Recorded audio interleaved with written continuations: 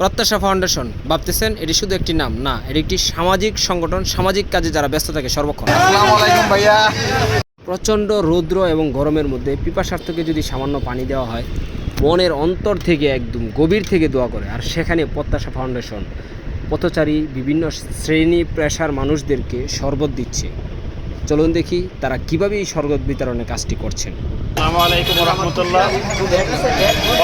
প্রত্যাশা ফাউন্ডেশন নরসিংদীর সৌজন্যে রশিদিয়া কুতুবখানার অর্থায়নে আজকের এই তীব্র দাবদাহের মধ্যে পথচারী এবং বিভিন্ন ধরনের বিভিন্ন শ্রেণী পেশার মানুষদের মধ্যে আমরা ঠান্ডা শরবত বিতরণ করেছি। আলহামদুলিল্লাহ সুন্দরভাবে আজকের অনুষ্ঠান আমাদের সফলতার সাথে শেষ হয়েছে। আমরা সবার দোয়া চাই আল্লাহ তাআলা যেন আমাদের সবাইকে আগামীতেও এই ধরনের জনহিতকর কাজগুলো আমরা সামনে এগিয়ে নিতে পারি। আসসালামু আলাইকুম।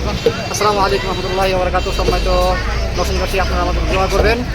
পাশাপাশি যদি কেউ অর্থ দিয়ে সহযোগিতা করতে চান তাহলে আমাদের সম্মানিত কাসিম সানোয়ার স্যার যোগাযোগ করতে পারেন, অথবা আমাদের সাথে যোগাযোগ করতে পারেন। ইনশাআল্লাহ আপনার অর্থ আমাদের শ্রম, আমরা ইনশাআল্লাহ এরকম কাজগুলো আরও করতে পারবো ইনশাআল্লাহ।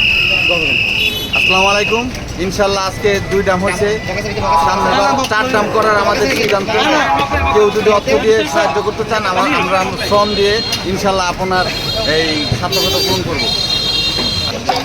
যাই হোক, কি বলবো, এত সুন্দর একটা উদ্যোগ নিয়েছেন প্রত্যাশা ফাউন্ডেশন।